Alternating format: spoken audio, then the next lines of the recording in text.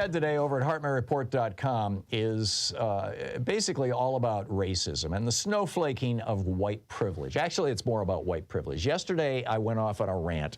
It was a brief one, but it was a rant about how I didn't realize my own white privilege until probably I was in my 50s. That I had always known it intellectually. I'd known that black people and Hispanics and others, but particularly black people, have a harder time in America in pretty much every dimension of life than do white people. But I never realized that probably the single most potent, the single most affects you every moment of every day aspect of white privilege is that white people don't have to think about the color of their skin. That, if I go into a restaurant and I get given a crappy table, I don't have to wonder if it's because of my skin. If I'm in a store shopping and it seems like somebody else has an interest in the same things I'm looking at, I don't have to wonder if it's an undercover store detective following me around because of the color of my skin, et cetera, right? If I get pulled over by the police, I don't have to worry that I'm going to die because of the color of my skin. And this is, it's just like some people just don't want to hear that, right? But this is very much where the Republican Party and Donald Trump are coming from right now. And I think, we need to absolutely acknowledge this. And frankly, I think we need to be having these conversations. So in my op-ed this morning over at HartmannReport.com, I talked about that, about my realization in my 50s about what was the biggest aspect of white privilege. I talked about being on Karen Hunter's show. I mentioned that yesterday too. And I got an email from a listener who said, stop with the white privilege. Don't you know every time you mention that and racism, you're constantly dividing our country? And she goes on, she says, I don't appreciate your constant rambling about this. I quote the entire thing verbatim in my article. And my point in calling it out, or quoting it rather, is not to call out or embarrass the person who sent it to me, but to highlight an almost perfect articulation of how most white people think about their own white privilege, which is to say that they don't. No privilege here. And apparently there's no white privilege in our media either.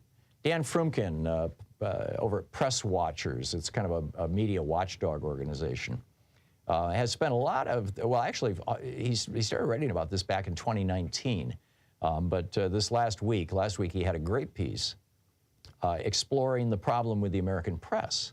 How Donald Trump can come out and say something just insanely racist, like calling Letitia James peekaboo, play on the old variation on the N-word that starts with jig.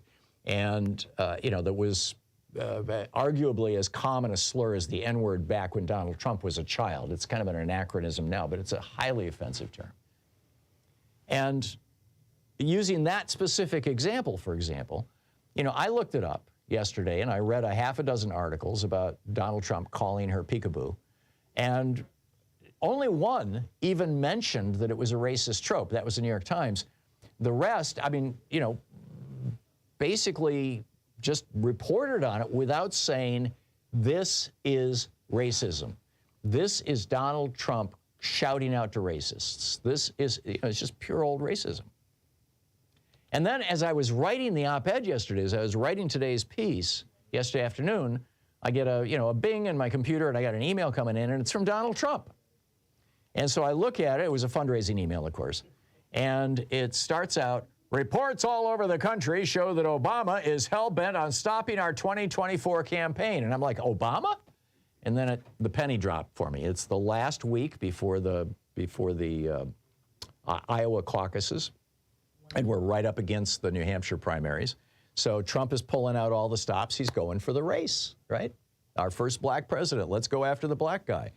He says, he's retaliating. Obama's retaliating because I'm the president who ripped his disastrous legacy to shreds.